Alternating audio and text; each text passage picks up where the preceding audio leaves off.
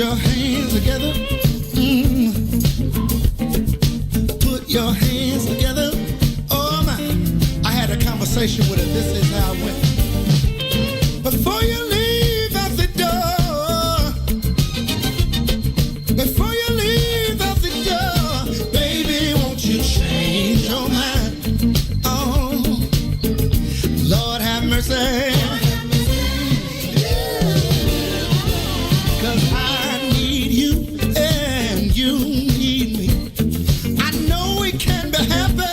Just wait and see, baby, won't you change your mind? I'll do better if you change your mind.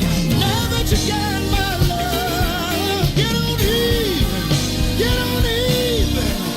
come around. Now that you got my love, got me standing on, shaking.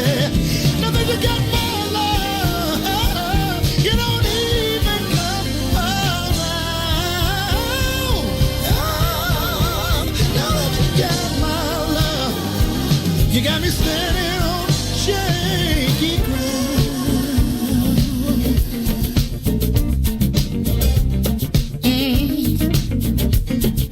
Baby, won't you change your mind? Baby, won't you change your mind?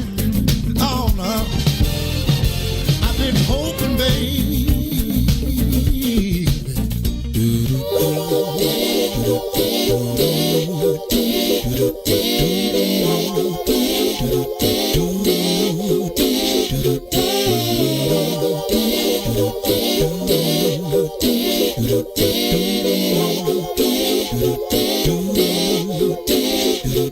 Well, sometimes I go out by myself and I look across the water, and I think of all the things what you're doing, and in my head I paint a picture. Well, since I've come home, well, my body's been a mess, and I miss your ginger hair and the way you like to dress. But won't you come on over? Stop making a fool out of me. Why don't you come on over,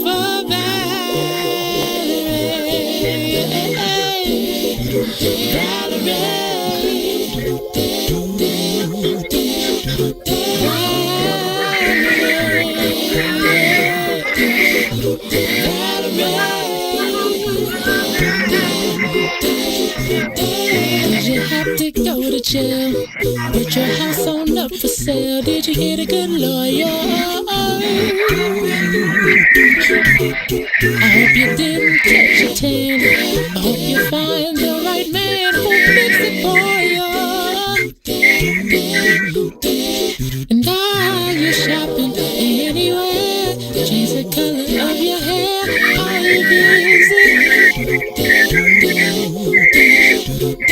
And did you have to pay this fine that you've been dodging all the time? Are you still dizzy? Since I've come home, well, my body's been a mess, and I miss your ginger hair and the way you like to dress. Won't you come on over? Oh, stop making a fool out of me. Why don't you come on over there?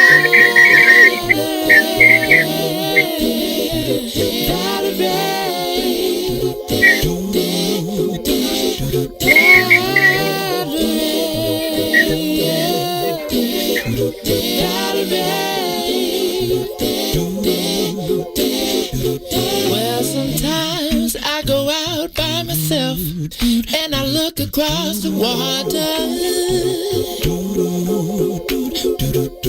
and I think of all the things what you're doing. In my head I paint a picture. Since I've come home, well, my body's been a mess, and I miss your ginger hair and the way you like to dress. Won't you come on over?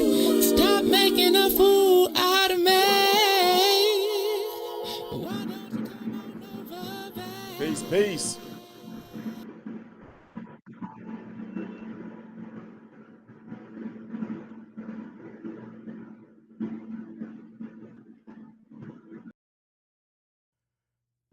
All right, all right. Take off your mute. You must have something on mute. What's going on, brothers and sisters? Hoping all is well today. This is Toure Muhammad. This is the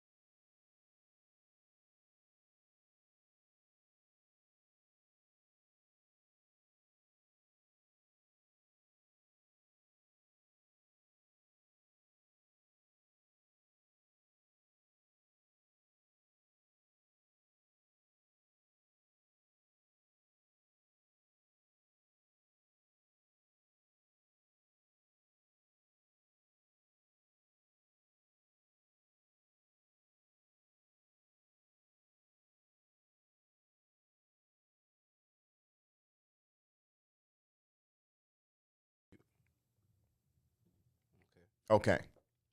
So I'm excited about that. And now she's getting a switcher error. Say, oh, it's unsupported browser. You got to go to a different browser. She has to be on Google Chrome. Make sure she's on Google Yep. Chrome. All right, Google Chrome. So, as someone was saying, oh, okay, there she is. All right, can you hear us now? Linda, can you hear?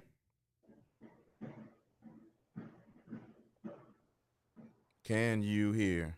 This is when it's good to know sign language. Oh, she's back out again. So, all right, so let's get, as we get her back in, let's talk about a few announcements that we have right quick. So, brothers and sisters, if you know a restaurant, this is critical right here. This is very important. See, oh, can y'all hear me? Let me see. They saying they can't. Can you hear me now?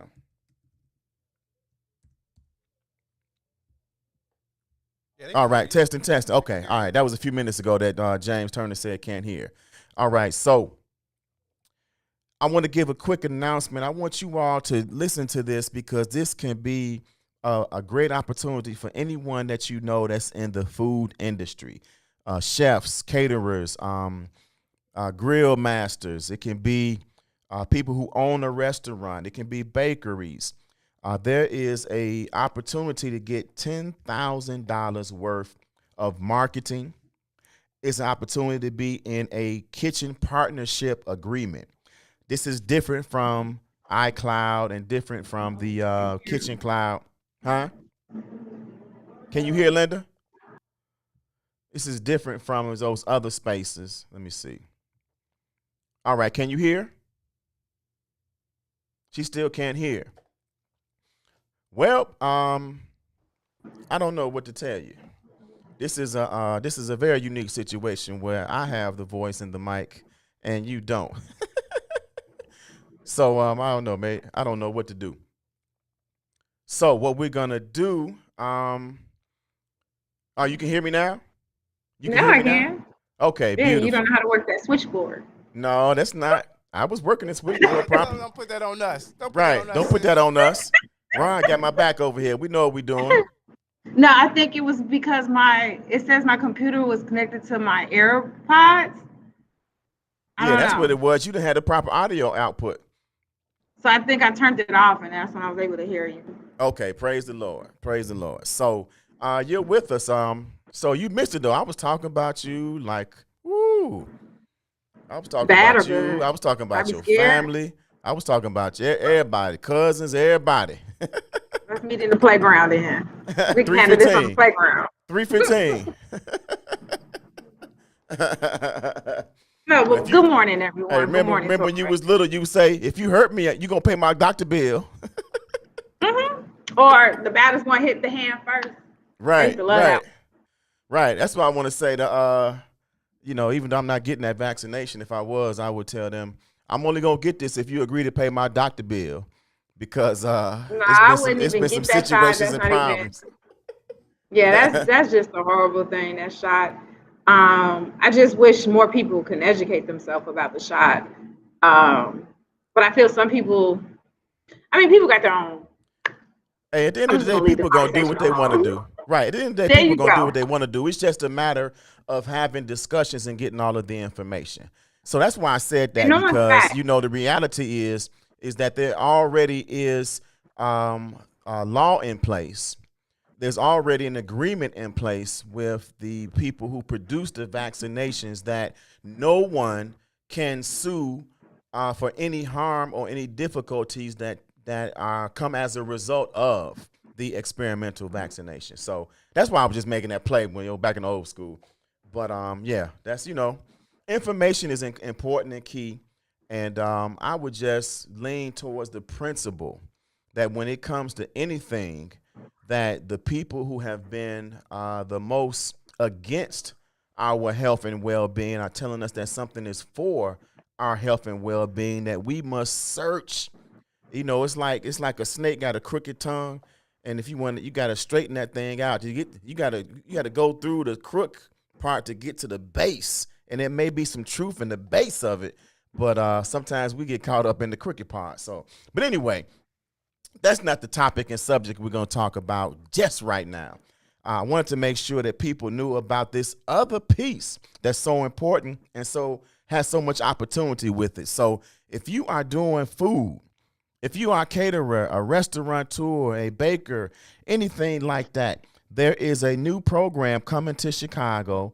It's the NBHRD Kitchen. Ooh, excuse me. You see? Corona. Hey, you see, I went to the elbow. I did what you're supposed to do. I did a Still contaminated. dab. I did a dab move, but Make sure they spray that room. it sprayed every time. It sprayed every time. When we come in They and got out, to do double, triple. this has been a very responsible COVID sanitation area, and but Yes, anyway, I agree. But yeah. anyways, Toure. So So let me I finish know. this though. Let me finish this though. So brothers and sisters, if you have that, you want to get $10,000 worth of marketing, you want to get mentorship from the kitchen team, and you want to get access to creative and production resources, and you want a kitchen partner agreement where basically you can have your product licensed out and have a group of people that will prepare your food, send your food through delivery apparatuses, DoorDash and Grubhub and Uber Eats, and help expand you to another area of the city. And you just get paid off of what's produced. You keep all your proprietary stuff. You're just licensing and having someone else do most of the work to get you paid and get you exposure. So go to my Instagram page, Black Chicago Eats Instagram page. There's a link in there that you can click, or just hit me up at 773-531-8798. That's 773-531-8798.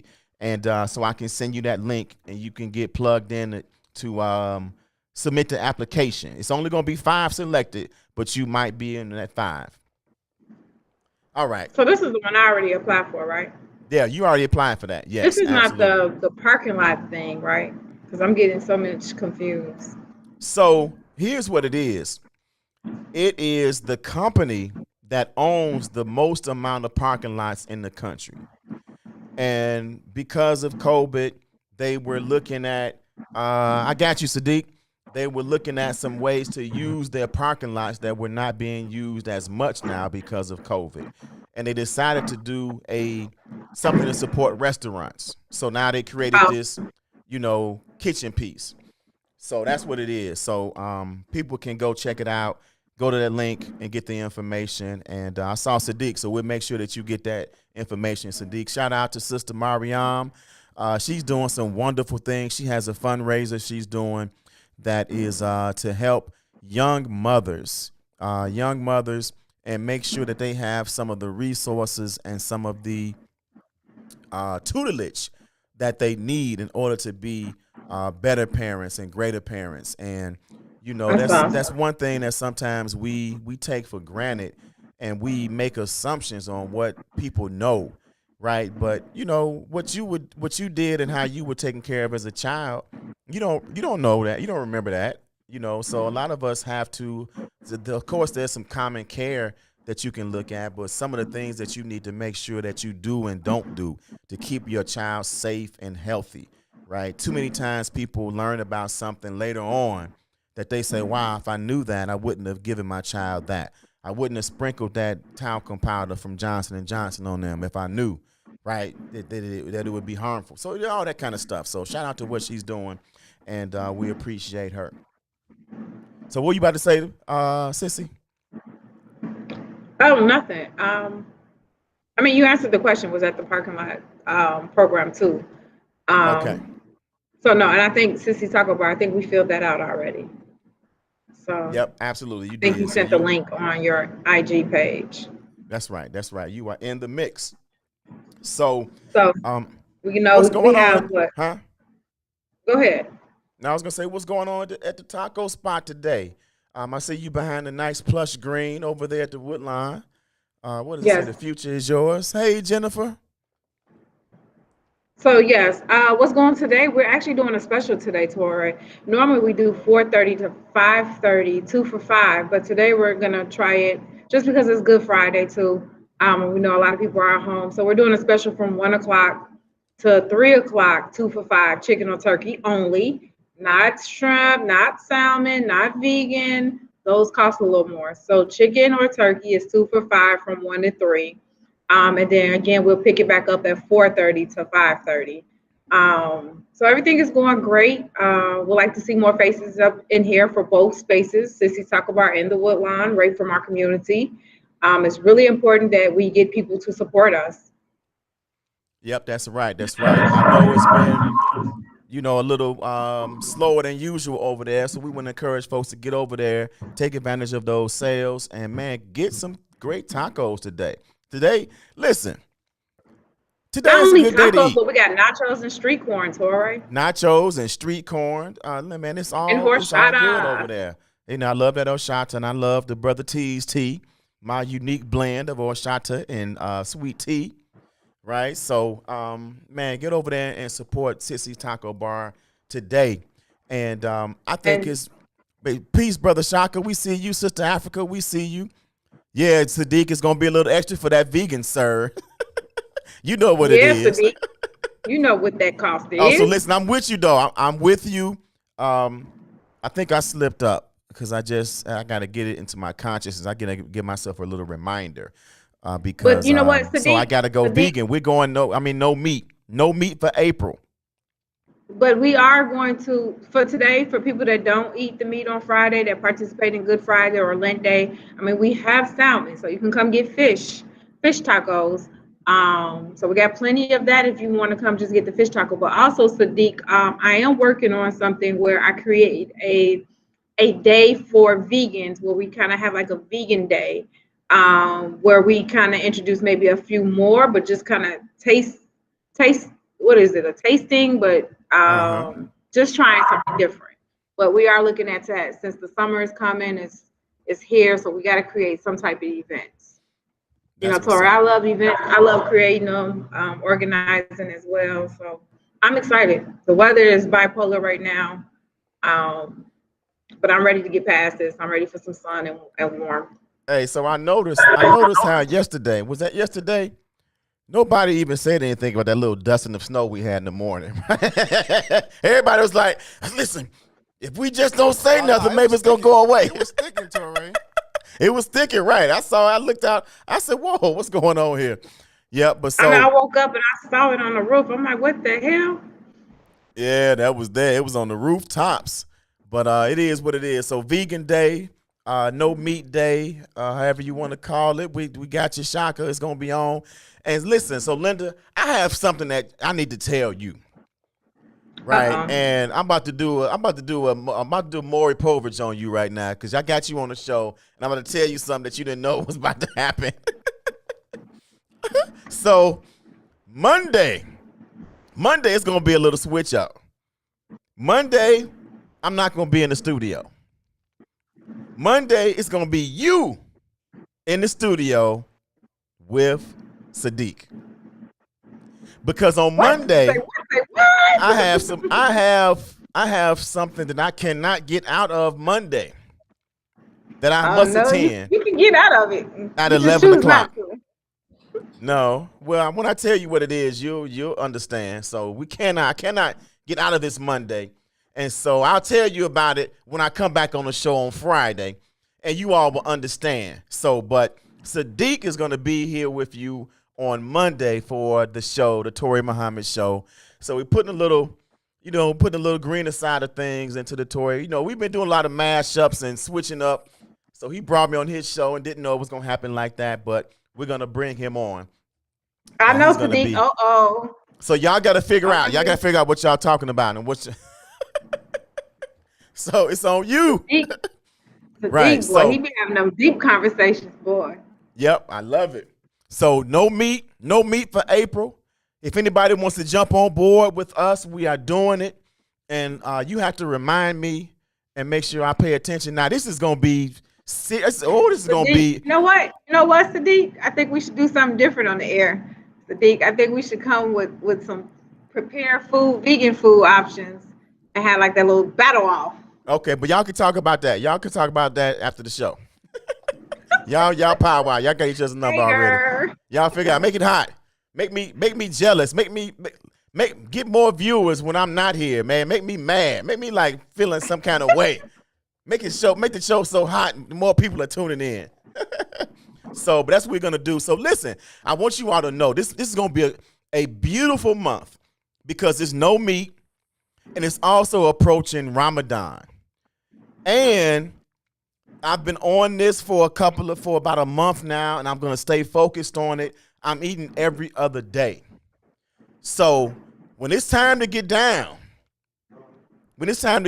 y'all better be ready for me. Y'all, hey, I will be eating every other day. I'm gonna observe Ramadan, and I'm not eating meat. So it's gonna be serious now. So I want y'all to get ready and help me support this to make sure I do it. Sadiq dropped the link in the comment section where people can get into the animal-free April. Animal-free April. So I guess it is vegan. It's not just no meat because animal-free means no dairy as well, huh? No brother? dairy, nothing. Absolutely. Okay, so all right, we're gonna rock with it. We're gonna rock with it for the month of April. I know we. Animal-free. Free to animals. While we're talking about food, Toure, I know we have a grand opening cutting ceremony this Saturday. Man, so yes. Go ahead, tell the people about the grand opening. So we got the Red Star Restaurant featuring Sip and Savor. So everyone knows Sip and Savor had opened in Matson and they did a collaboration. So they'll be doing the ribbon cutting at 11 a.m. Live music, entertainment, drinks, and special giveaways. Everyone loves special giveaways. So join Toure and the crew this Saturday and Sunday. Grand opening for the Red Star Matson featuring Sip and Savor. Man, so shout out to Adam Shorter and Trez. Huh? What you say? Oh, no, go ahead. Finish. You can get the address. Shout out to both of them, Adam Shorter and Trez Pugh, for what they're doing out there in Matteson. The address is 4129 211th Street. 4129 211th Street in Matteson, Illinois. Live music, entertainment, drink specials, and the whole nine. So go enjoy yourself. Don't hurt yourself, but enjoy yourself. And man, make it do what it do and support that new joint venture between two black-owned businesses. That's what's So, up. man, we got a great guest coming up in just a few minutes here.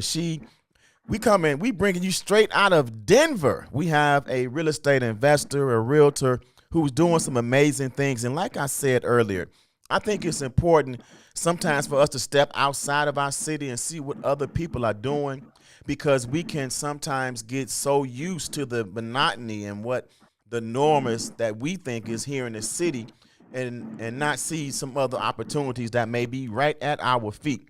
So she's going to be telling us about this federal program that she's using to help revitalize the community in Denver. So we're going to be talking to her real soon. Looking forward to that. And right before I got one more quick announcement that I want to make. I want to make sure that you all know, as things open back up, and as you come out of your home, some people that are doing home-based businesses and may have had a shared office space before the pandemic and shut that down, but now you're looking at where to meet your clients and you need some co-working space. I want you to know right there in South Loop, Moxie Co-working exists to build a strong business-focused environment that supports ethnic diversity and fosters a spirit of entrepreneurial collaboration for success. This is started by our brother Brian Jenkins. He's a entrepreneur. He focuses on for-profit, and he has this incredible non-for-profit that helps supports and business owners.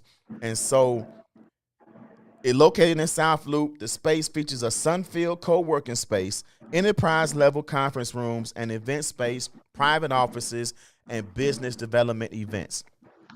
And then for you coffee lovers, Overflow Coffee. Some of y'all been looking for Overflow because they shut down in the other location.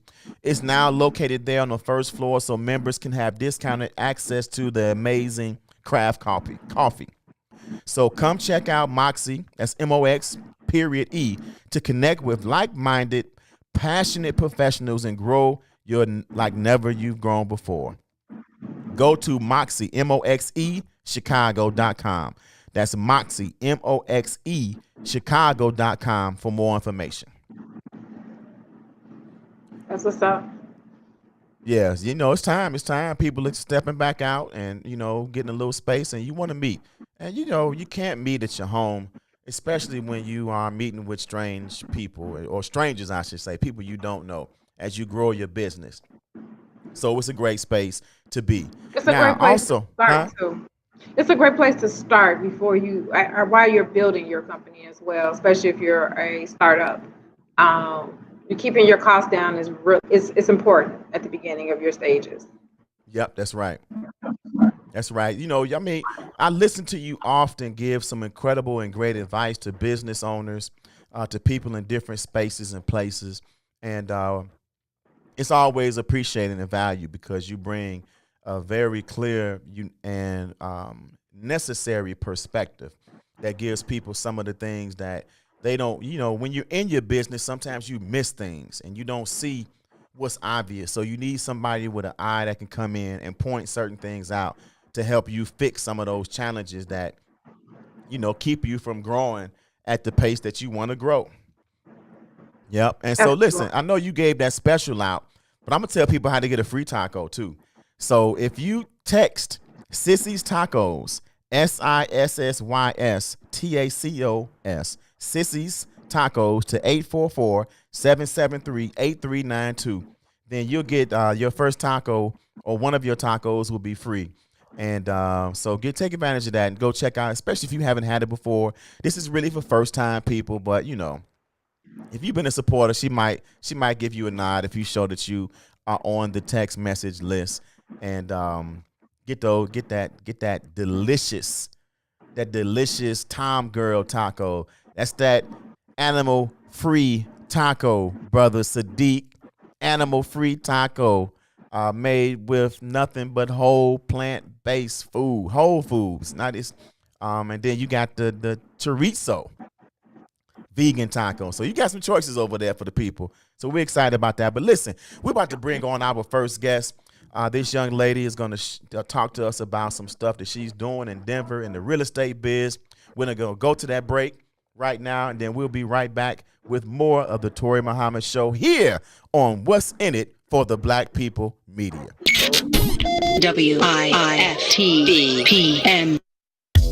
Yeah, we're down with it. So I am God tapping in one time for the one time. I am getting ahead without devolving. And I want to let y'all know that this coming Friday, April 2nd, I will be in the building on the What's in It for the Black People Media Network on Facebook, live with the homies T-Tom, Gino, Eugene McIntosh, Terrence Tomlin, the Bigs, you know what I'm talking about, live on the soil. We're going to be debuting and premiering my upcoming project, The Eternal Reflection, with the homie Custom Made. Y'all ain't going to want to miss this. 1 to 3 p.m. Make sure y'all tapping in. We gonna be on the soil with the bigs, you know what I'm talking about? Shout out the homie Gino, Eugene McIntosh, shout out Terrence Tomlin, shout out the What's in It for the Black People Media Network, you know what I'm talking about? Make sure you there. Yeah, I am God.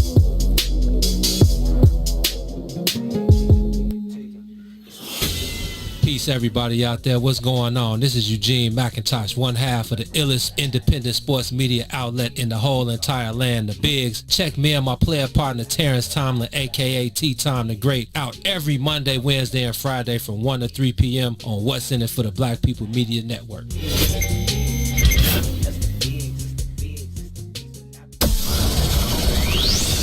Shop at Black-owned and operated Solo Beauty, where you are appreciated and respected. Located at 8158 South Cottage Grove, Solo Beauty can supply all of your black hair care needs. Solo Beauty is open from 11 a.m. to 8 p.m., Tuesday through Saturday.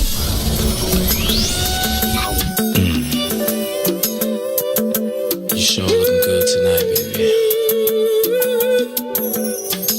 I just wanna make sweet love to you tonight, baby. Come on. If you don't mind, you know. Let me tell you. Hey there, sexy lady of my dreams. Can I have you here with me? I just wanna love you down. Yeah.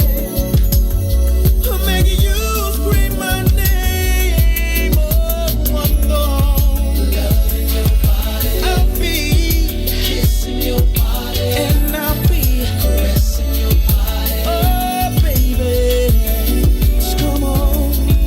Loving your body. I'll be loving, feeling your body. And I'm gonna touching your body all night, baby. Now I'm about to fulfill your fantasy. So come a little closer, bring your body to me. I'm trying to take my time, I won't rush at all.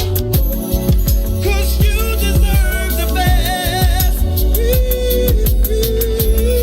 I'm gonna love, I'm gonna kissing your body until the morning comes. Oh, baby, just come on. And let me feel your Yes. All right, we are back. So listen. I'm about to say something real quick before I bring on our first guest. So, I'm tagging Kadir Muhammad. I'm going to tag Samad Muhammad. I want Sister Mariam, tag some of our young hip hop artists in Chicago, because Ryan got me in here like I'm Donnie Simpson, you know, with this love music, man. We got a new guest coming on. We don't even know her. She might be thinking, well, what am I about to get in? We talking about business. And you got this love music in here. So, but I want my Chicago artists with some conscious but good. I don't want conscious and not good. It's like we promote quality black-owned businesses, not the bunk stuff, right? But man, I need some good music that we can start playing during our breaks and stuff, so that it kind of flows with our flavor. So I need my young guns, man. Come on with some good music to play during my breaks. We got a great show. We got a great what you call it, opening We got an opening that's coming soon. It's in production now, so y'all get ready for it. So, but anyway, let's get to this wonderful young lady here. So let me first give her a proper introduction. So we have a licensed Colorado residential and commercial real estate broker, investor, and advisor with Denver-based KW Commercial and Keller Williams Urban Elite. She is also the co-founder of NXT Next Level Properties, a residential real estate firm that she established in 2015. Welcome to the Toure Muhammad Show with my beautiful co-host Linda Perez. Michelle Thomas, how you doing? Doing good, Toure. How are you? I am doing wonderful, wonderful. Thank you for coming on. Yes, thank you. I'm glad to be here. Man, so tell us a little bit about yourself. How did you get into real estate? And, we're based in Chicago, so most of our audience is Chicago. We got a little Atlanta. Right. It's some little splashing around there, but mostly Chicago. So give us a little perspective of what Denver is like and what was it like growing up there, because the only thing we think about is the Broncos. Right, that's true. Well, like you said, I am a real estate broker. I specialize in both residential and commercial properties. But what I really do is that I help people nationwide build wealth through real estate. And, I am from here. I grew up in the Aurora neighborhood, actually, which is a suburb within Denver. And that area is, I would say it's considered low income, distressed community. And, everyone knows that the real estate market nationwide is hot right now. Low amount of homes for sale, prices are just going through the roof. And, a part of that as well, too, is that, we've seen a lot of communities that used to be Black or brown has really experienced a great deal of gentrification. So a lot of investors have come in and purchased real estate in neighborhoods like these and, come in there and add lots of value. I mean, usually they're scraping buildings, they're developing new apartment buildings, they're building new houses in these urban areas, which is a great thing. I'm not against that. It brings in a lot of value and makes the communities a lot nicer. But the negative effect of that, what we've seen, is that it pushes out a lot of the residents that grew up there, especially a lot of the Black and brown communities. So a lot of Black people have been losing wealth in these areas, and it's been gentrified and pushed out into these areas. And so I live in actually one of those kinds of neighborhoods. But one thing that I wanted to bring up is that there's a new federal program that was established during the Trump administration, and it's really the opportunity zones is what it's called. And these opportunity zones are really areas nationwide. So it applies to Chicago, everywhere, that the government has designated as distressed communities. So they're usually lower average household income distressed communities. And what this program does is that it allows investors to cash out on any kind of asset type, whether it's stock or anything that they're willing to cash, and then kind of exchange and take that fund and invest it into these opportunity zones. And the benefit is that there's a tax deferment. So instead of being taxed on, let's say you sell a bunch of stock and you made a profit and you're susceptible to capital gains, you can then take that money and invest it into the opportunity zones. And depending on how long you keep these properties or how much you invest into these properties, the taxes are then absolutely forgiven, which is a huge deal. This was a huge deal. So this now attracts a lot of big money to come in there and invest into these distressed areas and completely avoid tax. Now, how does this help our community, or how does this help Black people, or just in general? Well, the drawback with these programs is that it usually targets large institutional investors, investors with a large amount of money that can come and park money into these distressed communities. But there's still a great opportunity for even smaller investors. And the opportunity is that, we know that we have large, big money that's going to be plopping money into these distressed communities because they're looking for tax havens. And so knowing that, we know that these areas are going to be changing, right? And that's where the smaller investor needs to come in and start investing.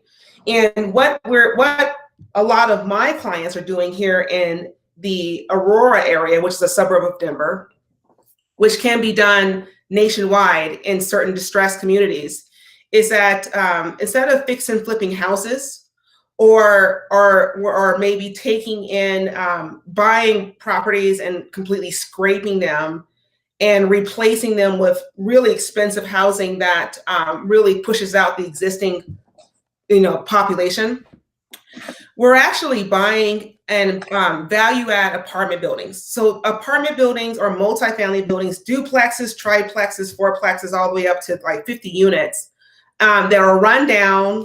Half of them are vacant. They have, there's drug issues. There's a lot of deferred maintenance. They're just really ugly buildings. And my clients are buying these buildings and they're fixing them up. They're fixing up the properties. They're making them a lot nicer. They're cleaning them up. But instead of actually pushing out and causing gentrification and charging them at a high price, they're actually leasing them back to Section 8 tenants. So they're remodeling the buildings and then leasing them to Section 8 tenants and collecting automatic income that's paid from the government into their bank account. And the reason why this is a big deal is that instead of the traditional investors that are going to come in there and put in these, luxury high rises or luxury homes that the original, community can't afford to live there, they're taking the existing buildings, just remodeling them, and then offering them to Section 8 for people who have Section 8 vouchers. So it's a win-win on both ends. The investor makes money because he bought the apartment building at a lower price point and made the repairs and are now cashing in on his automatic income from Section 8 vouchers. And on the flip side, people who grew up in the community who have vouchers, which may have had a hard time finding people that would accept their voucher, can now live in nicer housing and still continue to afford and live in the same community that they grew up in. So the investors are making money, and then the original people who live there and now can live in a nicer house and can find someone who can, take their Section 8 voucher. So it's providing value without actually causing gentrification or pushing out people. So this is amazing. This is beautiful. So first of all, this makes it real clear. When distress. When you say distress, you really talking about the hood in Denver. Now, most of us didn't even know it was a hood in Denver. There is, but there's hoods everywhere, right? Ghetto boys said the world is a ghetto, right? Yes. So, and so now the type, what are we talking about? What is like your general investor doing? Is it 100,000? Is it 500,000? What kind of investor needs to be looking at this opportunity? So as investors within all range, so we're, $1 million investments to just people who are just buying maybe $300,000, $400,000 properties. And so even if you only have $150,000 to invest, or whether you have $1 million to invest, there's opportunity for you. And, so let me kind of just describe it more maybe for a smaller investor. So let's say you own your own home, and then you have a condo that you're renting out, and you have some equity in your condo. And let's say you have maybe like $150,000 as equity, that you've had, or even if you have equity in your own house, right? Those investors are now pulling money out of those homes, and the opportunity is that let's say we go find a duplex in the hood or in distressed area, right? Or in these opportunity zones that the federal government has designated. You can buy into those knowing that there's going to be money pumping into these areas, right? So you can buy a good duplex that's beat up. And let's say we buy it for, and I'll keep the numbers easy, $300,000. And you fix it up and then you lease out these units to Section 8 tenants, for example, who has a voucher, and their government voucher pays you, the landlord, their rental payment. So you're getting paid every month automatically. And now your property that you bought for $300,000 is now worth $600,000 now on the market. So then you have the choice to just resell and make the profit, or you can hold on to it and continue to benefit from that cash flow. So, knowing long-term that you're going to experience a faster or greater amount of equity growth, meaning that the property value of your duplex is probably going to grow a lot faster because you invested into an opportunity zone where we're going to start seeing a lot of large amount of money being pumped into these areas. But the great thing about what these smaller investors are doing is that compared to maybe the larger investors that really benefit from the opportunity zones, instead of building these, luxury high rises that, the original population the original community that grew up there can't afford to pay, these expensive rents, nor will they take their Section 8 voucher. You're now still providing housing for the people that grew up there, and you're making a ton of money doing that while still adding value to the community without actually pushing the tenants and the residents out of the community. I think that's so important. That's the part that really wanted me to bring you on the show, because so many times when areas are improved, it's pushing people out. And so that Section 8 component is very important. So I got two kind of questions as I'm listening to you. So one, here's a situation that I think happens sometimes here in Chicago.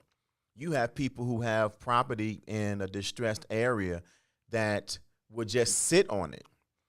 And there is absolutely a component of them holding on to it because they want the community to change, but they're not going to invest in it until they see the community change and gentrified, if you know what I mean. Right.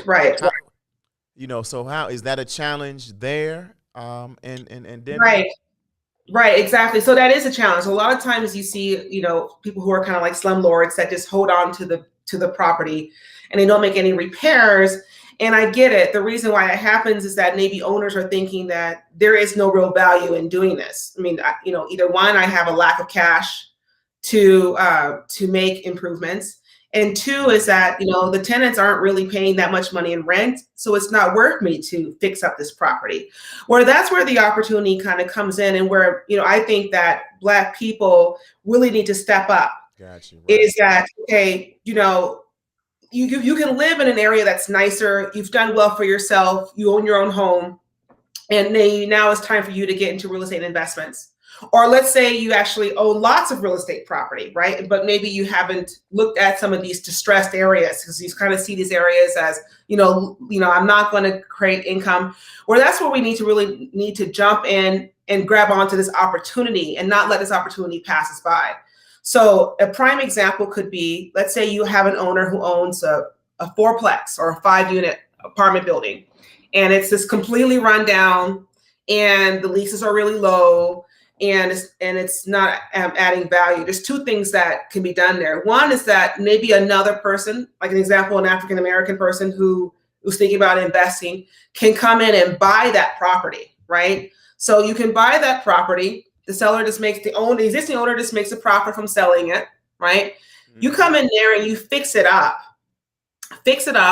and you don't have to put a lot of money into remodeling it, but clean it up, make it nicer, clean it up and remodel to the point where you can get higher rents and then get higher paying tenants in there, and especially tenants that pay Section 8 vouchers, because you're going to get a lot more money with those Section 8 income, and it's automatic.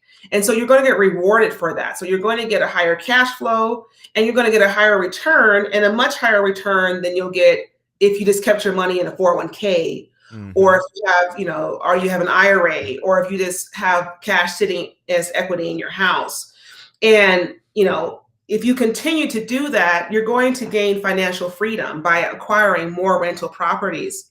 And if you can acquire these rental properties for cheap, now because they're in these distressed communities.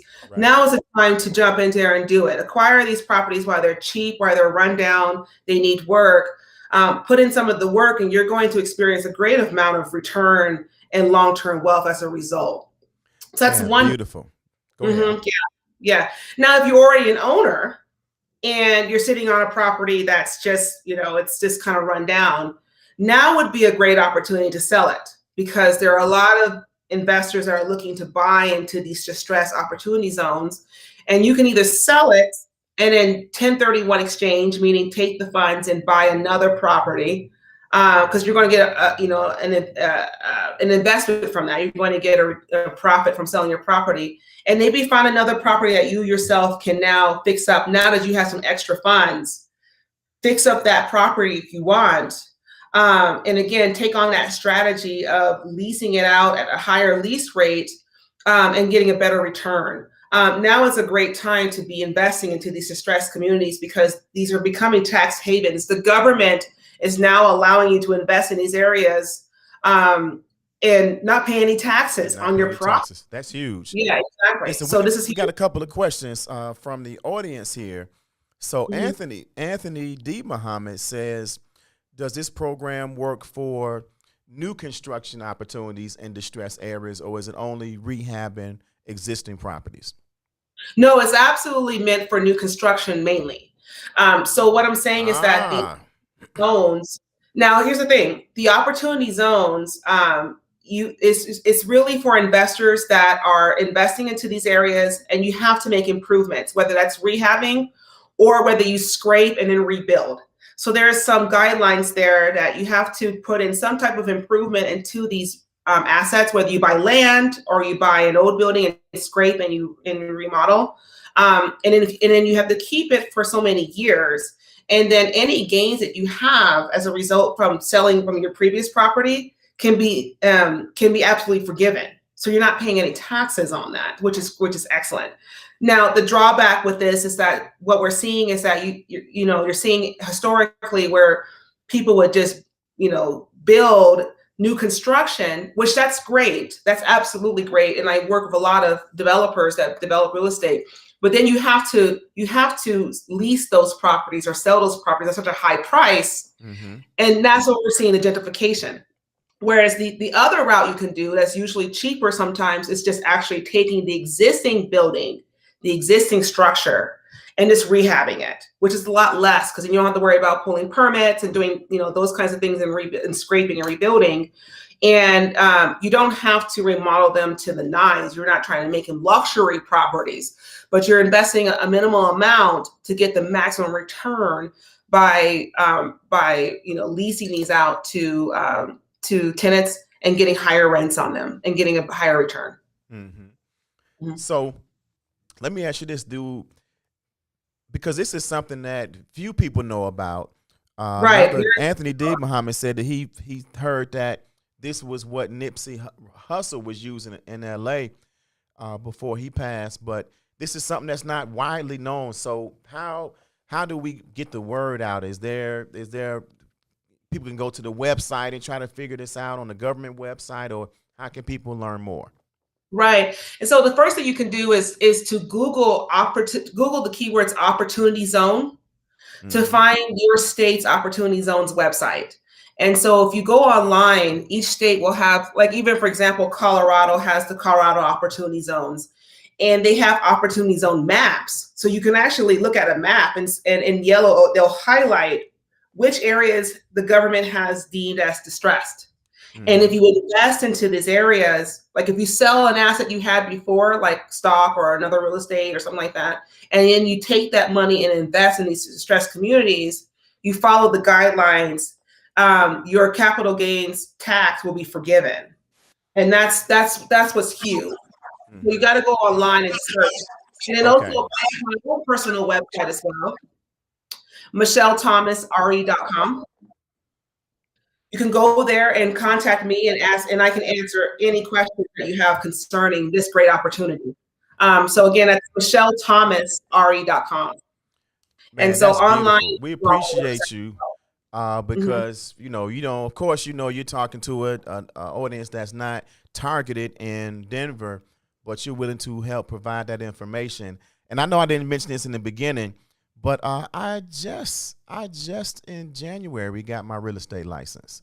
Oh, absolutely. And so when I saw this is what you were doing and having this and then showing people and showing your investors and creating those opportunities, I think is brilliant, and it's so important and necessary for us to be able to take responsibility. And that's the other thing when I saw what you were doing that was so wonderful. You saw an area that you were familiar with, you didn't like how it looked, and you're taking responsibility for finding the kind of people who can invest and make it better, and the benefits, it's a win-win. So, brother Anthony D. Muhammad, I appreciate him. He just put your website link in the chat area because everybody's watching, of course, on Facebook here. So I appreciate that, brother, for putting your website in there. And that picture looks like you too. So that's you on there. So tell people what was this idea, and talk about the value and the importance of not waiting for someone else to do. You saw something, you put your vision together. What made, because everybody's not built like that. So what gave you that drive to say, no, I see what's happening here and I'm going to solve the problem? Right. Because, I came from very humble beginnings, and I grew up in an area that was pretty depressed. And, and I made a good living for myself. I went on and went to college, and then, became very successful in real estate.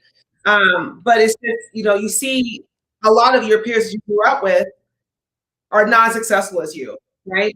And it really connects because, I see this community that I grew up in that is just still distressed, and the real estate investors that are benefiting from investing to the communities don't look like me or don't belong to our community. So I think it's really important that Black people, Black and brown people that grew up in these areas or are from these areas especially, really educate themselves on how they can start investing into real estate into these areas, fix and flipping houses, fix and flipping apartment buildings, and investing into these apartment buildings so they can build wealth and that we can gain and keep our ownership. And so it's just really rewarding when, just knowing that, hey, I grew up in this area where, a lot of us were poor. We didn't have a whole lot.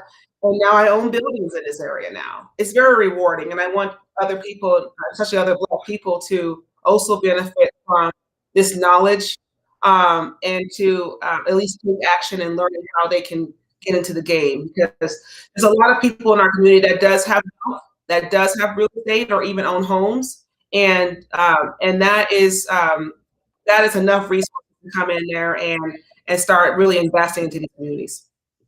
Well, beautiful. We appreciate you, and we thank you for that spirit and that energy and for that commitment to help educate. I've said this before, that when we measure up and we look at us against other people in other communities, nobody has more intelligence. Nobody has more commitment, more care, more focus. No, they don't have any of those things that makes them different. It's only access to the right information. And if we got access to more information, we would see so many transformations in our community, because people just don't know what they don't know.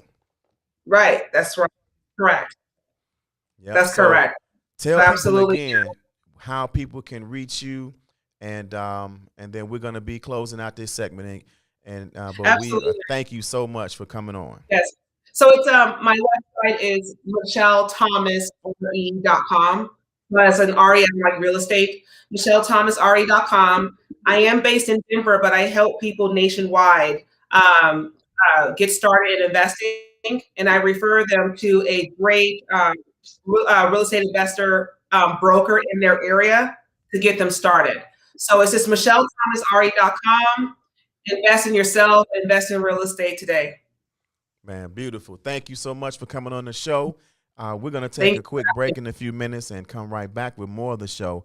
But keep doing what you're doing. Keep educating the folks, and keep that vision going. So, man, we look forward to seeing how the community transforms as you put the focus, the energy, and the intention on it, and use that as an inspiration for others, people across the country to do similar things.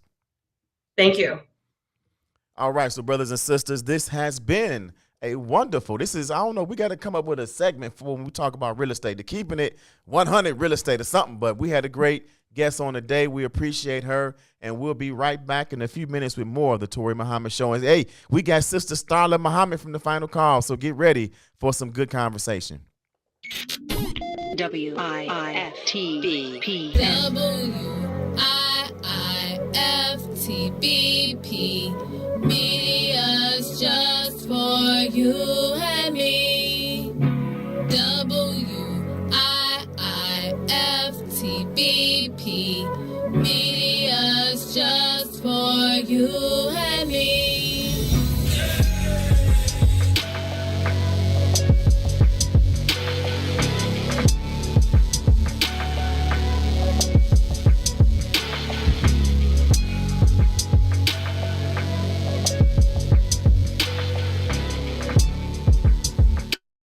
Everybody's talking about the all-new Sam Silk's Chicken and Fish. Place your order today for a delicious meal. The chicken and fish are fried to perfection, featuring a wide variety of catfish, perch, tilapia, whiting, and shrimp. Now it's your turn to see what everybody's talking about. It's the all-new Sam Silk's Chicken and Fish, Chicago's newest spot for delicious meals. Stop by at 2537 South Wabash in the South Loop, or get contactless delivery from DoorDash, Uber Eats, Grubhub, and Postmates. For more info, call 773-807-9010, 773-807-9010. Sam Silk's Chicken and Fish is open just in time for lunch, or take it to the house for a delicious dinner. It's Chicago's new spot for perfectly fried chicken and fish. Don't wait any longer. Try it today. Sam Silk's Chicken and Fish, 2537 South Wabash in the South Loop. Sam Silk's Chicken and Fish.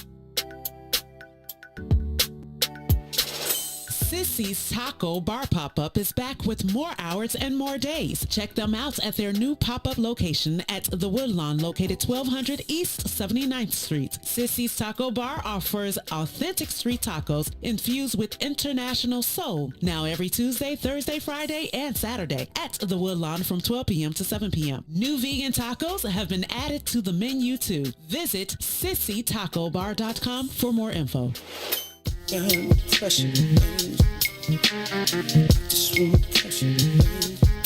Yeah, man. Ideas, man. You don't have to find me. I'm walking right behind you.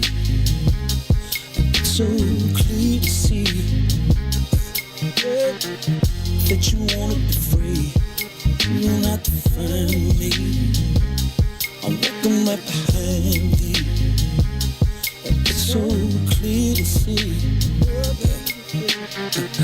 that you wanna be free. Let's go. Standing my ground, I can't mess around now. It's like my time is in a bottle, captured by your love, yeah. Now I know women's got this thing going on.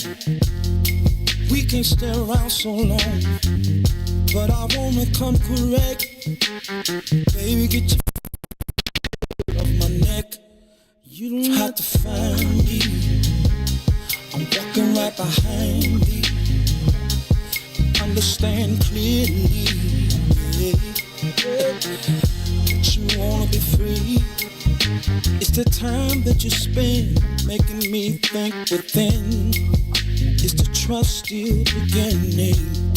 Fade away from beginning of the day. I can see you trembling times, and I can see you wondering mine. Is it me considered? Is you that's with it? See, you don't have to find me. I'm walking right behind you. All right. We are back, brothers and sisters. And we got a great guest. She's not a guest anymore. She is just a regular part of the Toure Muhammad show. We have the incredible Sister Toure Muhammad, the managing editor of the Final Call newspaper. And I always meant to ask you about the patience behind you. What is the significance? What is that? What does patience mean to you? Because you are always under the word patient when you come on the show. Well, first, my brother Toure, assalamu alaikum. Wa alaikum salam. Yes. Thank you so much for again inviting me back on your incredible show. I look forward to these segments to discuss, of course, the latest coverage in the Final Call newspaper. And actually, I think the patience behind me just symbolizes just taking my time. A lot of times, where it's in the hustle and bustle of just everyday life, sometimes we are things that, we don't stop, as they say, and smell the flowers or smell the roses. So sometimes even in the high-paced work and labor that I am blessed to be a part of, sometimes I just need to kind of take a step back, inhale, exhale, breathe, put my head down and get right back to it. So praise be to Allah. That's right. That's beautiful. That's a beautiful perspective. And I know and understand you are absolutely right. You need those moments and you got to stay focused because the work keeps us moving. And man, the reality is you are in a environment of news. The news is always moving. Sir. It does not stop. Exactly. Yep, exactly. So, and of course, speaking of news, so first I want to make sure. Let me give a shout out because sometimes I get too excited and I forget some of my people. Right. So, Sean Michelle's Homemade Ice Cream, brothers and sisters, y'all know that's our people. So make sure you get by there this weekend and get some of those delicious ice creams. And they have those cobblers. They have banana pudding. And man, if you just, if you're feeling a little down, if your spirit is a little low and you need a dose. Now, of course, I'm not talking about the sweets itself, right? Those are absolutely good. But when you go in there, you're going to get a dose of Black excellence, right? And it's just automatically going to make you feel proud because you see a wonderful establishment ran by usually, everybody in there is young. So it's always run by young folks that exhibit Black excellence. So go in there and get some great desserts and also get your spirit fed with Sean Michelle's Homemade Ice Cream. So, all right, Sister Starla, man, I'm looking at the tremendous amount of information and inspiration in the Final Call newspaper. And sometimes as you were just talking, we move around so much that you don't take time to read from cover to cover. And when you do, you ask yourself, how have I not been doing this for the past few weeks? How did I miss two? Let me go back and get this other edition because it's just so chock full of just wonderful information. So I wanted to talk to you quick. And of course, we can switch it up, whatever you want to highlight. But this article of Land and Nation, praise be to Allah, man. It is so inspirational. It is, Brother Toure, and it actually ties into the cover story.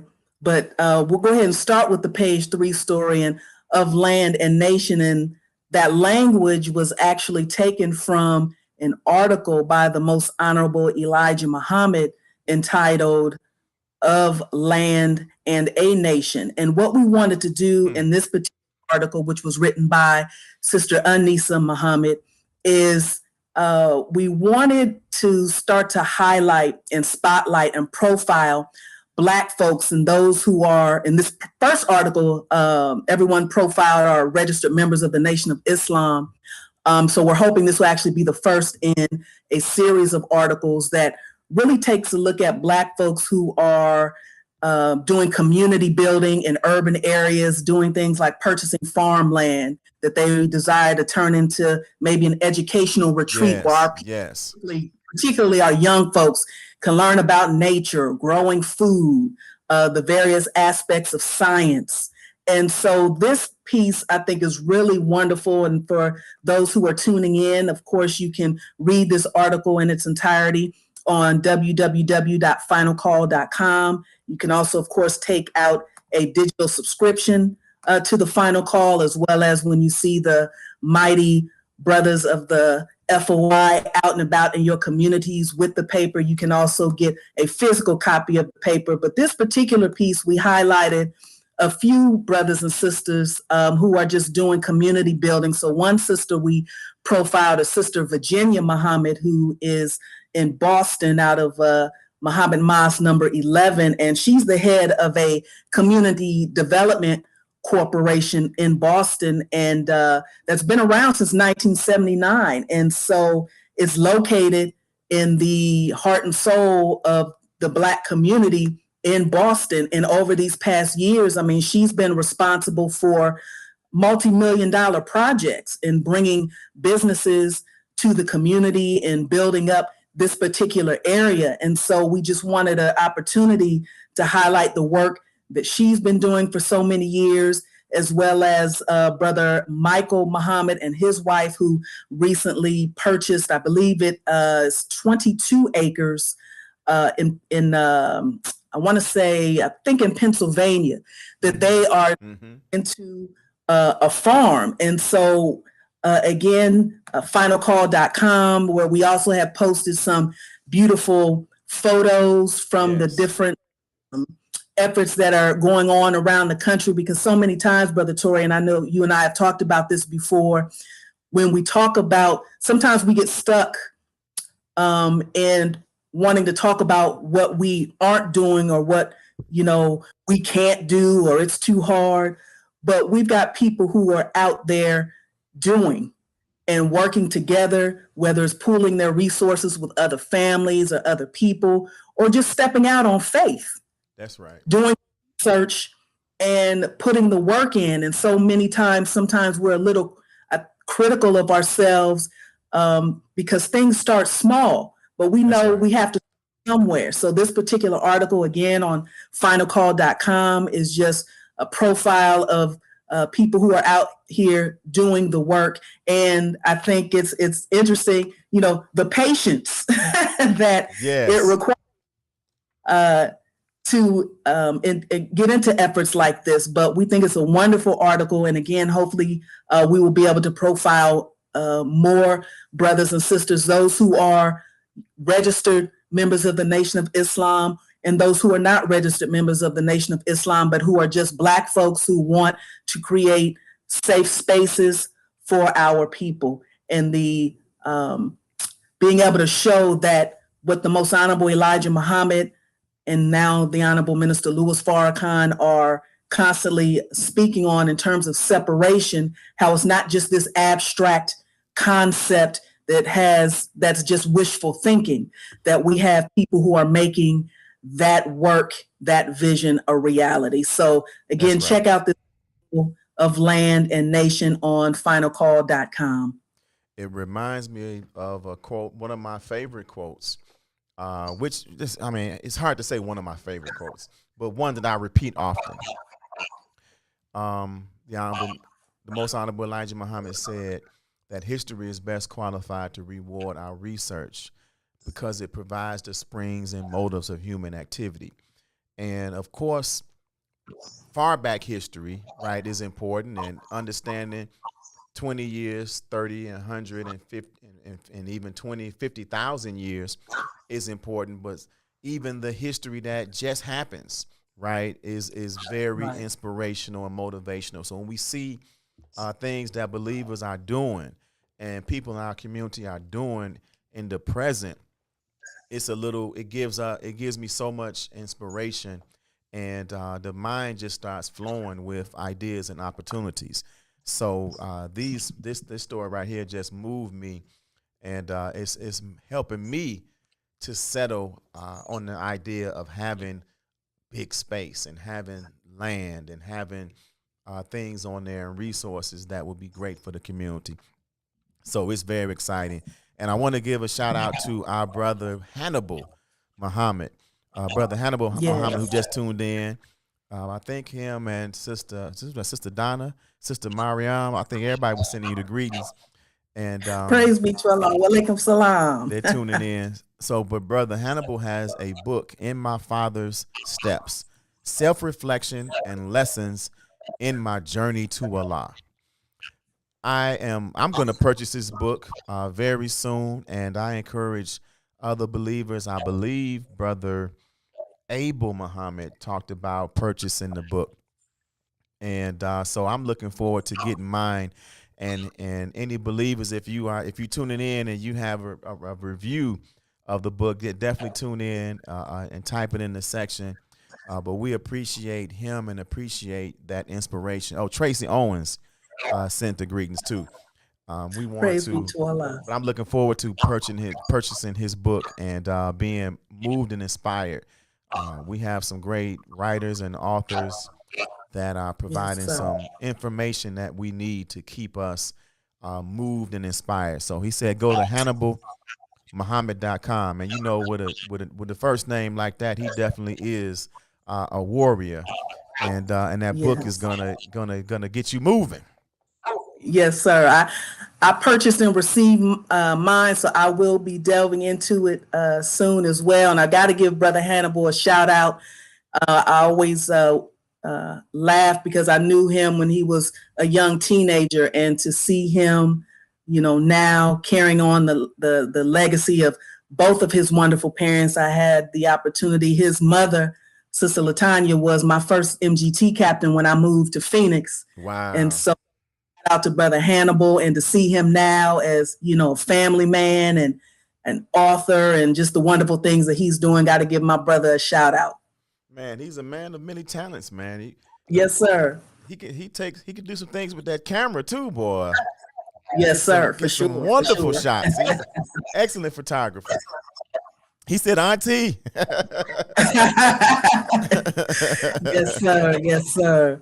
But I mean, we've got brothers and sisters just doing some amazing things in the community, Brother Toy, around the country. So I got to give you, as always, a shout out for providing a platform for our brothers and sisters to come on. The sister that was on prior, and what she's doing when it comes to real estate. And, we're doing a lot of great things. And so to be able to have independent Black-owned media to shine a spotlight on the wonderful things that brothers and sisters are doing in the community is wonderful. So, as we said, we got to toot our own horn, so to speak. So that's right.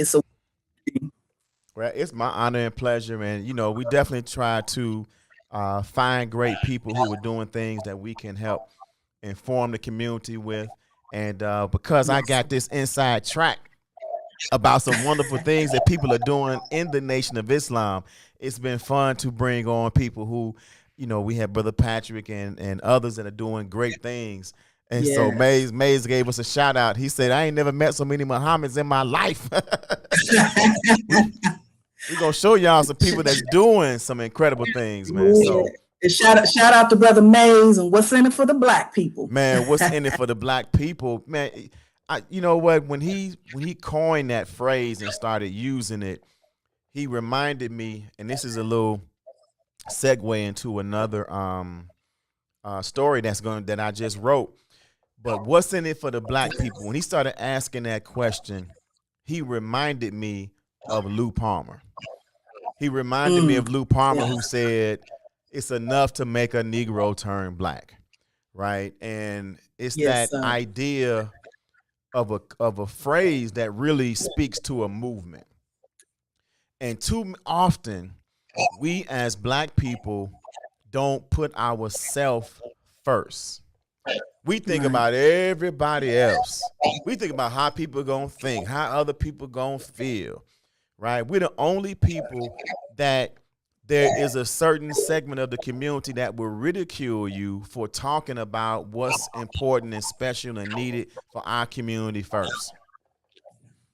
You never see Asians teasing other Asians about them talking about hey, we got to make sure that our community is taken care of first. Right? You never see Irish people don't ridicule other Irish people for celebrating their heritage and their culture. It's just, but of course, Exactly. we know what we went through and the conditioning that has happened to make us like that. But we just want to make sure that we put that mirror up and we look at ourselves and look at where we are different from other people. And we should Exactly. not be, no one should criticize you for promoting black owned businesses. No one should ridicule you for encouraging you to think and do for yourself first. Exactly. And at the end of the day, Brother Toure, we're taught we can depend on Allah, God, and ourselves. And so as we see, as the Honorable Minister Louis Farrakhan talked about last Savior's Day, the unraveling of a great nation. Come on. Many times that, we talk about and we see the fall of America and her institutions. But at the same time, the fall of America is, we hasten it by the work that we're doing in the rise of our people. And so that's right.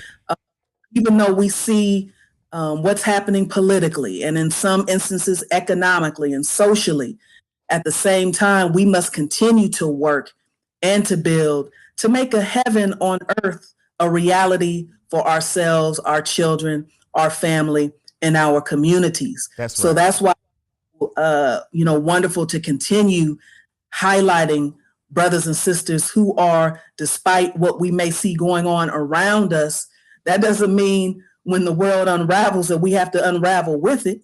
As a matter of fact, it's the total opposite. The fall of the enemy means the rise of the righteous. That's right. So due to Allah. Come on, you get me excited, Sister Starla. So hey, we just take some pieces that we can use from that unraveling, and we make our own clothing. We make our own communities a decent and safe place to live.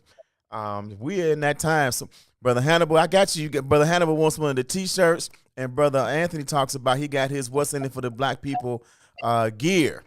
So that's what's up. We are definitely gonna represent. So we got you, Brother Hannibal. We're gonna get over there to Atlanta real soon and put one in the mailbox for you, so you can get that Morehouse T-shirt and sweatshirt. I got my hat over here, and I appreciate Morehouse for many reasons, but the biggest reason, I appreciate my degree that I received from there, but it was there that the ground was fertile and where I was able to hear for the first time. Although I went to a grammar school that was blocks from the minister's home, I went to Lewisworth Experimental, even though I had a girlfriend who lived on 78th and Emerald. I never got to the Final Call building, even though I spent a lot of time on that same block. But it was not until I came to Morehouse College and heard Dr. Khalid Abdul Muhammad speaking at the library that I was touched and moved and became a part of this mighty nation. So, man, Morehouse is always going to have a special place in my heart because it was my birthplace into the Nation of Islam. And Sabrina, I heard you earlier. Yeah, I said bunk. I used the word bunk. That's right, Sister Mariam is a Lewisworth experimental student, alumni. Yep. So we mentioned briefly, let's talk a little bit about that the cover story of the Final Call, sir. which we were talking about people who are providing a part of the solution. But as we go forward, and as of course we hear of spikes in certain areas. We were hearing about food shortages already being a possibility. So let's talk a little bit about that cover story of the Final Call. Sure. This week's cover story is titled "Food Shortages, COVID-19, and Fears of a Major Crisis." And so this story was written by Sister Nisa Islam Muhammad, a longtime Final Call staff writer. So over the last year, since the COVID-19 pandemic has run rampant around the country, we've we've covered various aspects in the final call of how it's impacted and affected various aspects of our lives, whether we're talking education, economics, politics, mental and physical health. But in this particular piece, we wanted to delve into how the pandemic has impacted the food industry in terms of the food supply chain, distribution, various industries in that chain, whether you're talking, meat and dairy, agriculture, and how that is tied to our ability to eat. So we know, of course, even before the pandemic, there was food insecurity in America, which of course disproportionately affects Black, Latino, Indigenous, and poor whites, and in particular, children. So the collective food industry has been impacted also by this pandemic. So this article, we kind of take a look at what is being affected. So for example, the dairy industry took a hit, but how many of us understand that the dairy industry is tied to a lot of times schools around the country who have breakfast and lunch programs where many of our children, that's where they may get their only meals.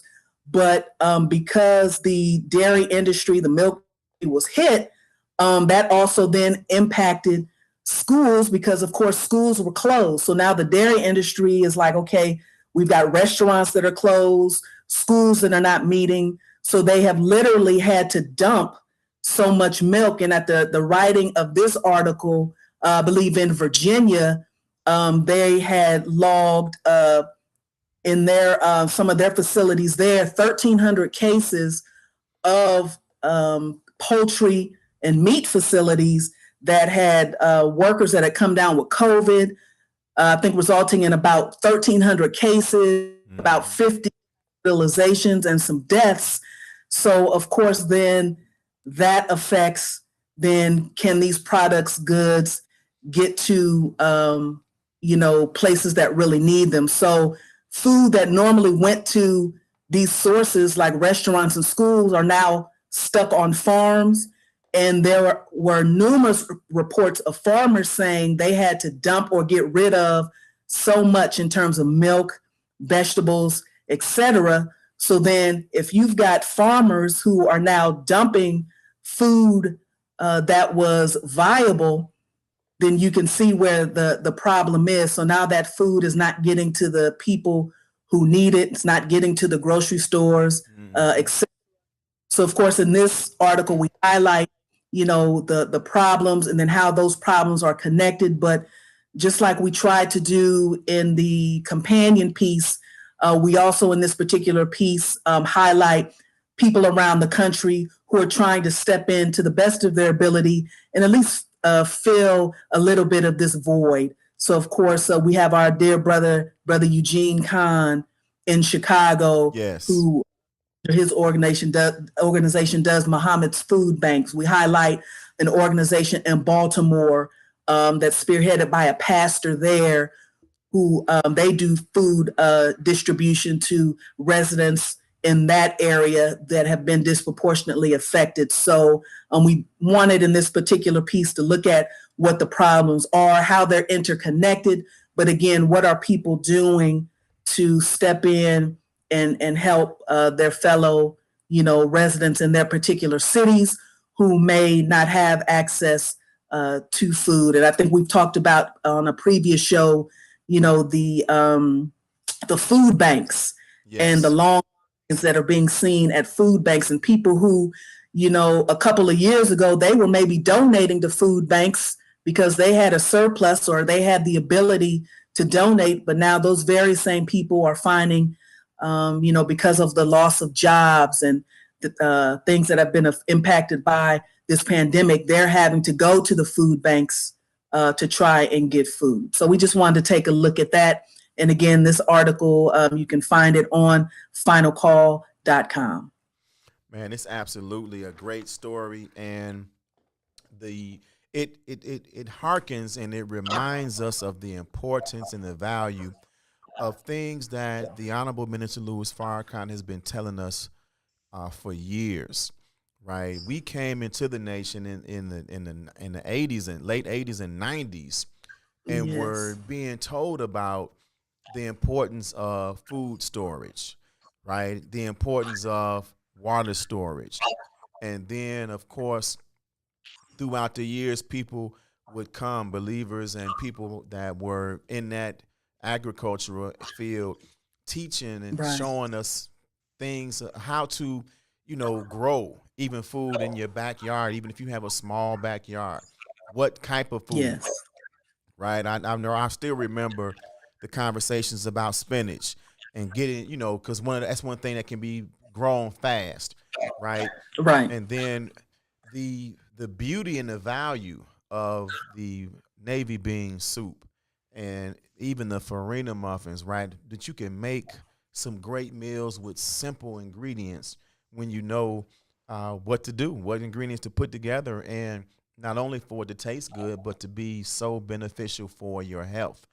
And it makes me feel thankful for what we have been given, because it gave us a mental preparation. It was almost like we've been, when you train in the dojo, right, you get ready for a potential situation that could happen in the streets, and you're more ready for it because you've been trained physically and mentally. Yes, sir. And Exactly. and this is why it's so important for us to share what we have with others who are getting stressed and distressed because of this pandemic. And what's been, I think something beautiful throughout this entire process that has been a trial for many of us is that it is forcing us to do something for ourselves. But I think you can find like-minded individuals in order to get the assistance or any questions that you may have. So, for example, there are several groups on social media platforms. Sister Starla, wait, hold that thought for 1 second. We got to go to a quick break. I'm sorry. Yes, but sir. We're going to come back in just a few minutes with more of the Toure Muhammad Show. WIIFTVPM. WIIFTVP. Media's just for you and me. WIIFTVP. Media's just for you and me.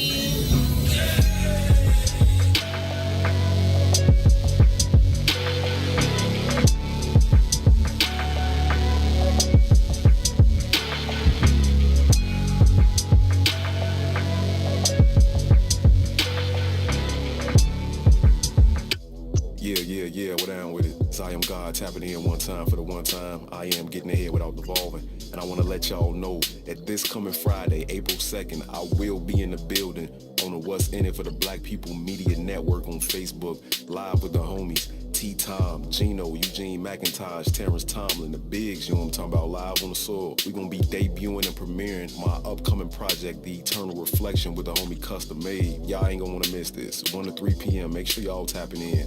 We're going to be on the soil with the Bigs, you know what I'm talking about. Shout out the homie Gino, Eugene McIntosh. Shout out Terrence Tomlin. Shout out to What's In It for the Black People Media Network, you know what I'm talking about.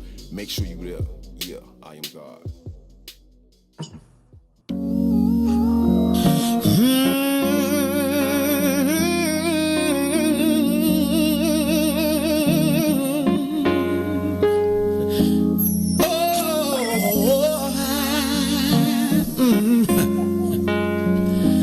Can I talk to you, lady?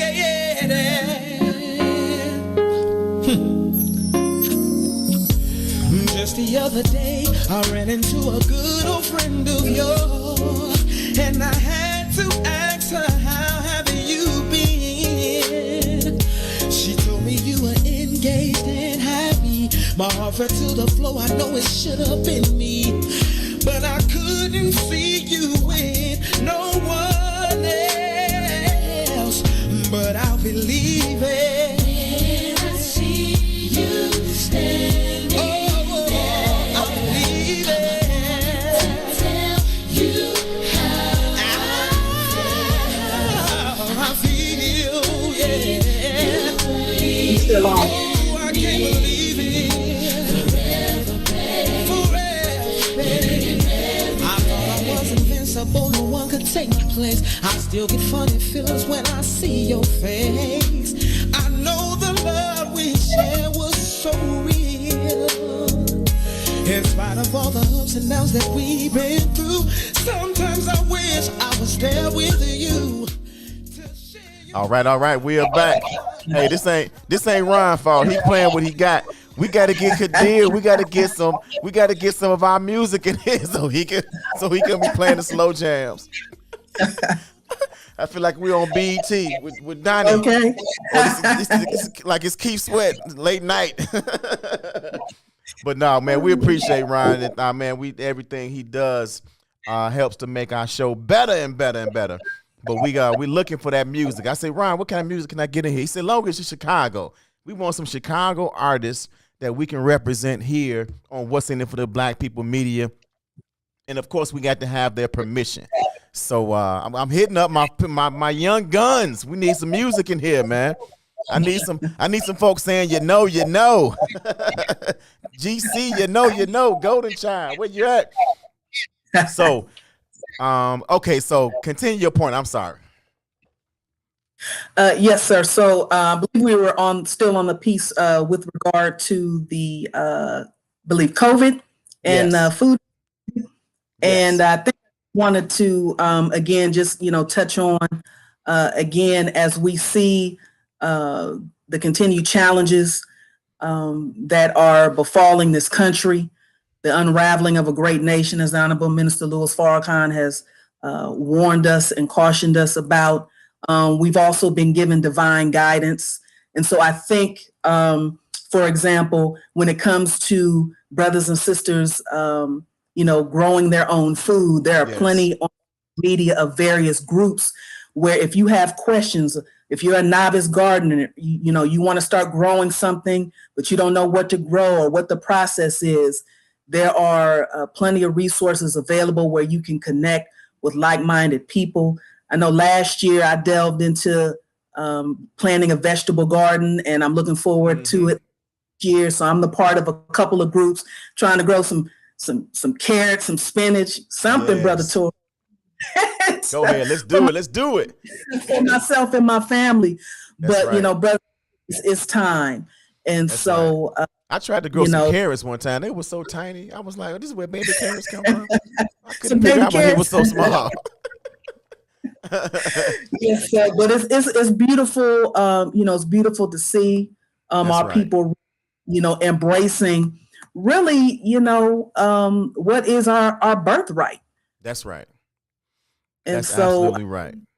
Yes, sir. And I know you had mentioned during the last segment, I definitely wanted to delve into the wonderful piece that you wrote this week in the current issue of the paper with an update on what's happening with Sajda House, which for those who may not know is the home of the most honorable Elijah Muhammad, patriarch of the Nation of Islam.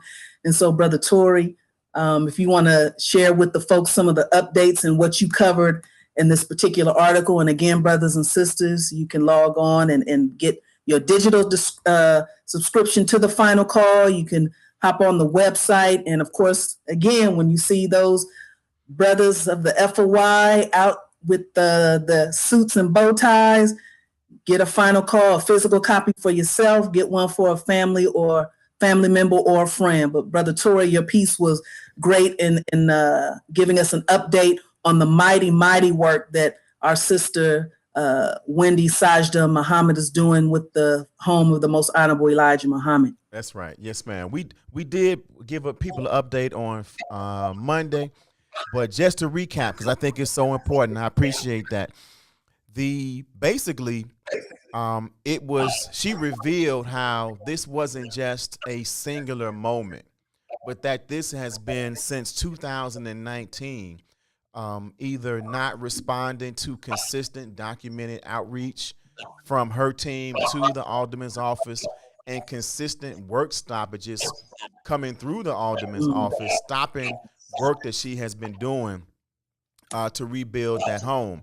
And I appreciate some of the commentary that was provided around it.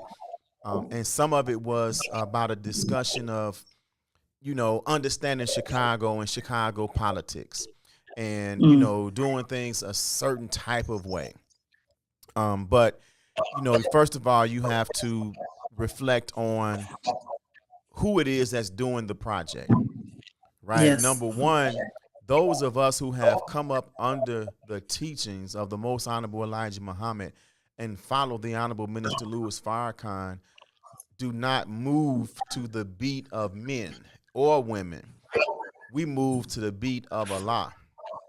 Yes, sir. At least that's what we should be doing. That's what we strive to do on a consistent basis. So when the home of the Most Honorable Elijah Muhammad became available through an auction, that is not somebody she's not the kind of person that's going to say, well, before I get this house, let me reach out to the alderman and make sure the alderman is going to be okay with this becoming a house museum. No. This house is a house museum, and it's just been sitting there waiting for the person with the resources and the vision to make it happen.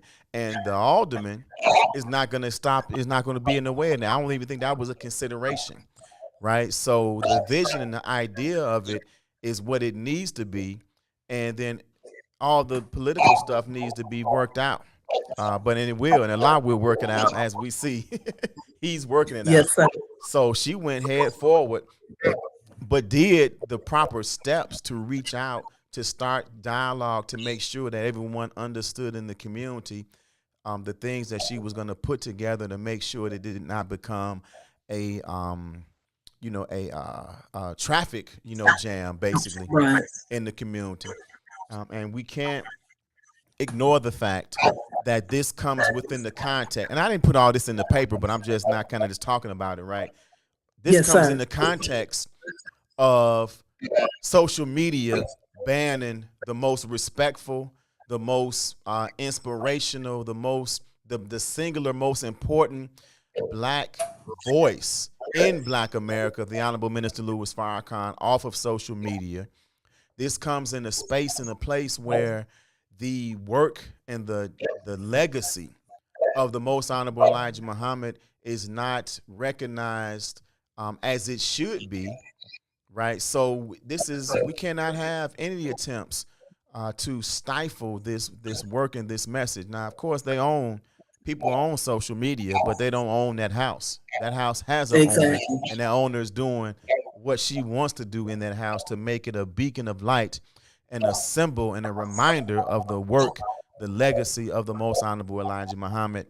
And so beautiful and appropriate that it's right next door to the premier light and beacon that reflects the teachings of the Most Honorable Elijah Muhammad. That home, of course, that is our Black House, the palace. That is the operating center, if you will, of the Nation of Islam.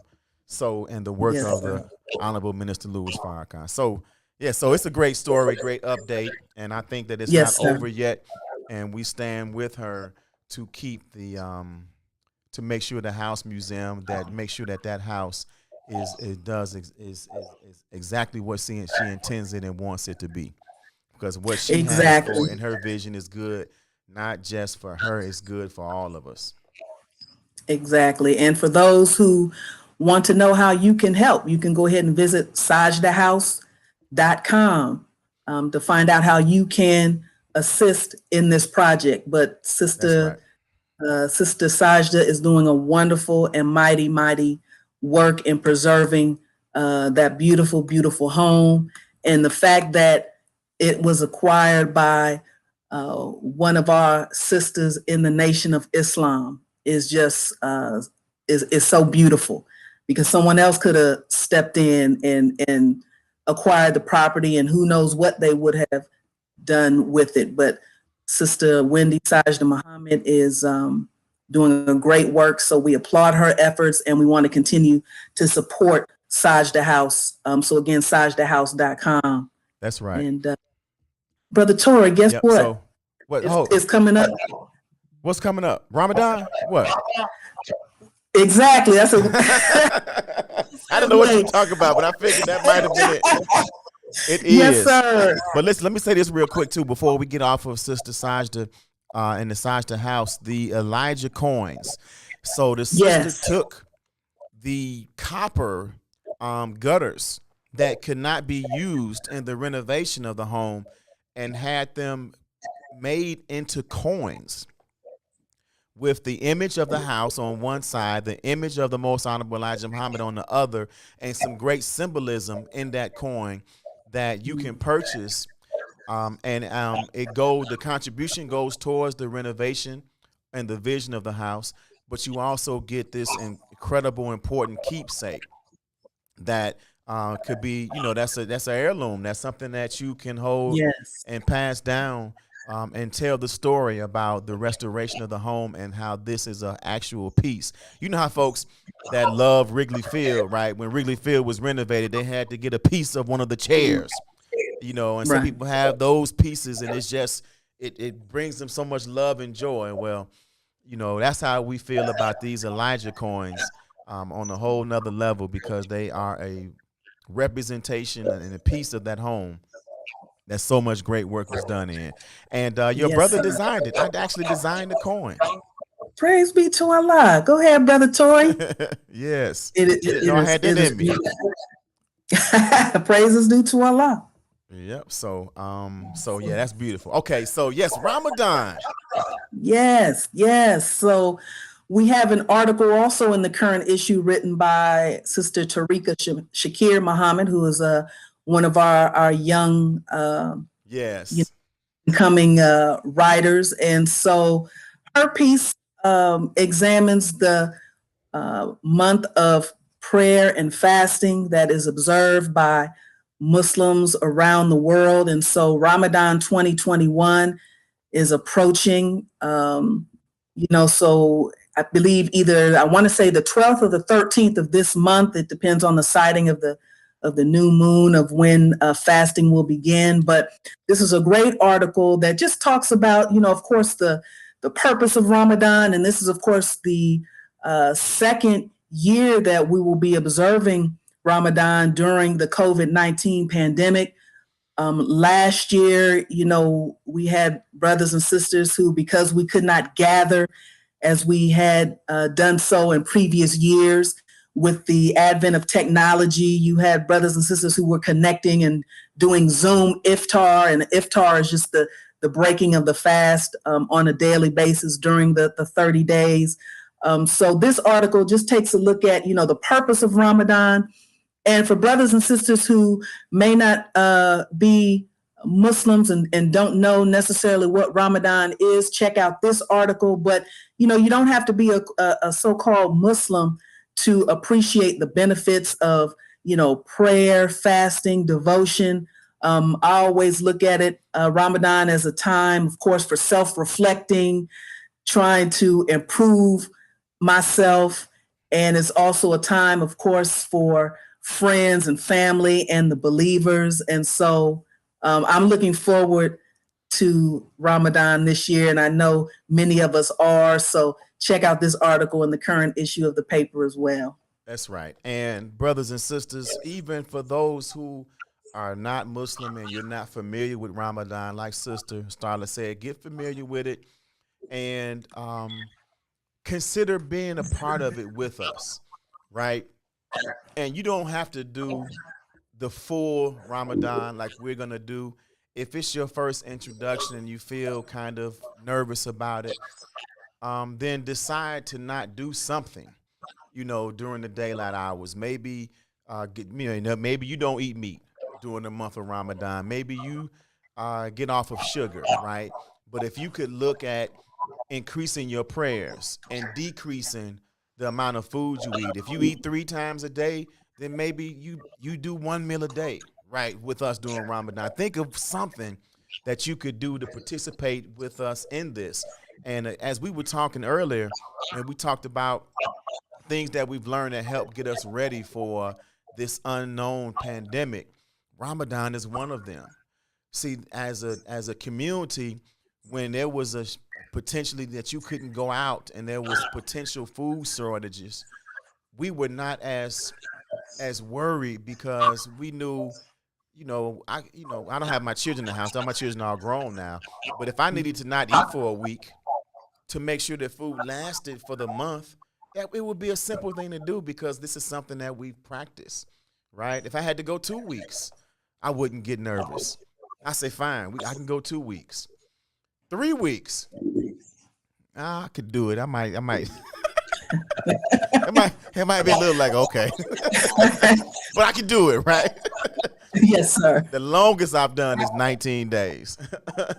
Praise be to Allah.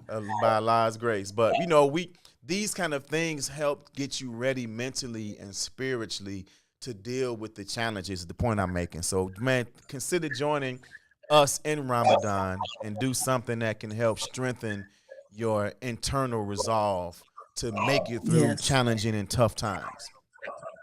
And another wonderful thing about Ramadan as well, for brothers and sisters who maybe have never fasted before, first and foremost, you want to consult, with a healthcare professional. And there are for brothers and sisters, if you're not able to fast, maybe it's a medical condition, particularly if you're maybe taking some medications where you can't fast.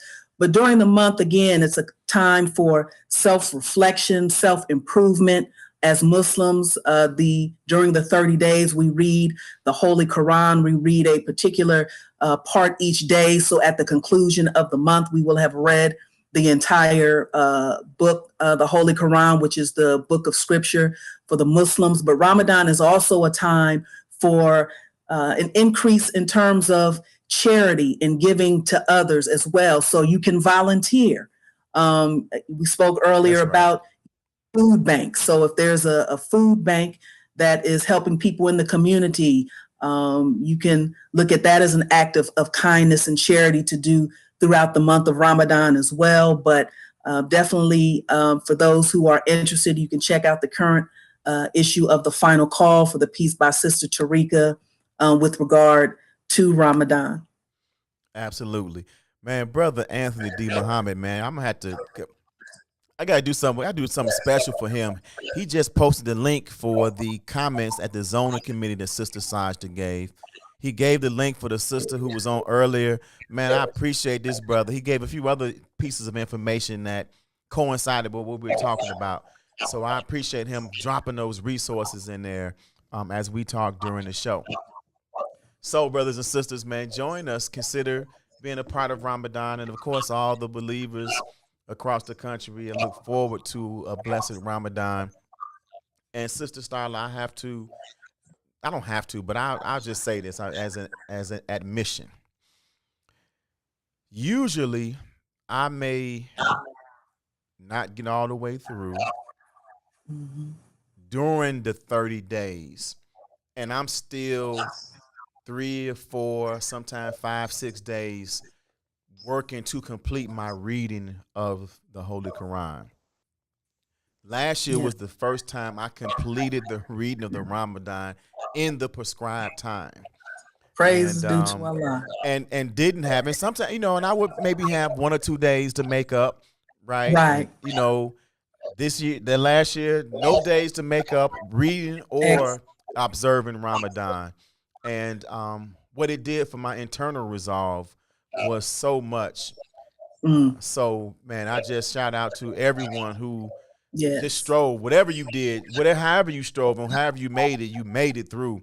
And I encourage all of us, man, to be lockstep and to have a blessed, successful Ramadan as it helps to prepare us for the work that we have to continue to do. Yes, sir.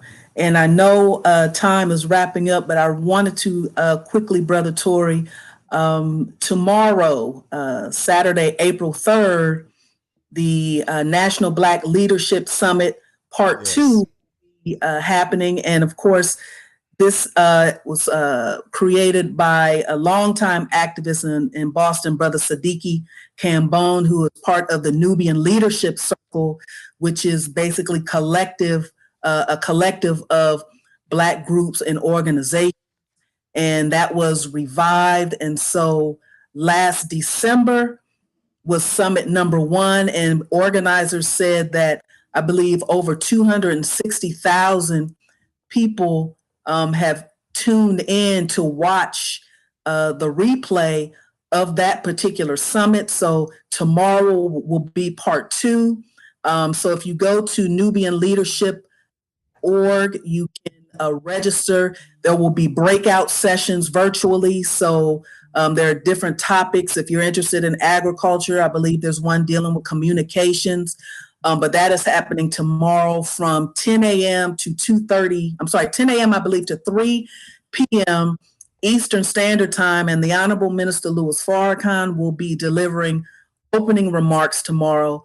So you don't want to miss that, and it's a great opportunity for you to gather those who are maybe part of an organization that you're part of, to log in and to be part of the National Black Leadership Summit Part 2. So that, again, is happening tomorrow. Beautiful. Thank you so much for that. And as we close out, brothers and sisters, I had a great interview, or I was interviewed on BBI Talks with Professor Lotus. So I want you all to check that out. That is actually the wife of our dear brother, Anthony D. Muhammad. So I appreciate being on her show, Beyond Black Business, that solves social issues was our topic. So check me out on there, on her platform. You can go to my page and get the link. And we're out, brothers and sisters. Never forget that as long as I have a bowl of bean soup, you've got half. Peace.